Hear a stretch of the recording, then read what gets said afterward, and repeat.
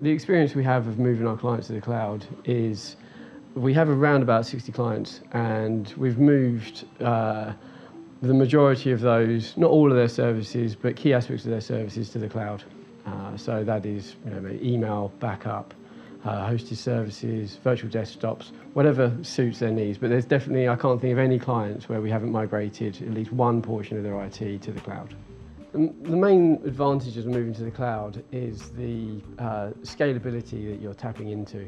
I think that the issue with the term cloud is that it means anything that's on the internet nowadays, but that isn't really what the true essence of cloud is. So that in my mind, the essence of cloud is huge global infrastructure and massive resource. It means that you can take away all of that CapEx cost of the support of the infrastructure and bundle it all into your OpEx with your monthly fees. So the challenges of moving to the cloud are firstly looking at the security of cloud. But you're taking their word that they are adhering to whatever standards they say they are, and they are doing all the tests.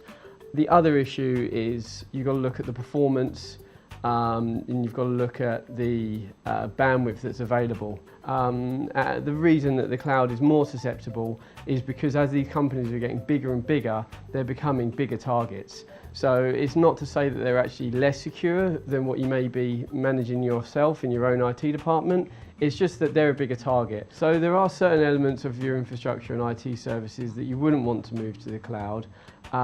It's not so much a technical issue. It used to be. Most of those have been resolved now. It all goes down to cost, really. Storage isn't cheap. It's only slow storage that is cheap.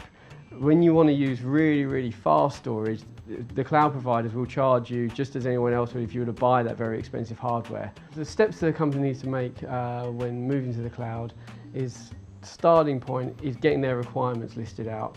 Then they need to make sure that whatever provider they're looking for actually matches all of those requirements. What I see quite often is people have their list of requirements and then they sort of just scratch off quite a few as not to worry about because that particular provider doesn't have them. So, you need to potentially look at two providers as well. Again, minimise the risk.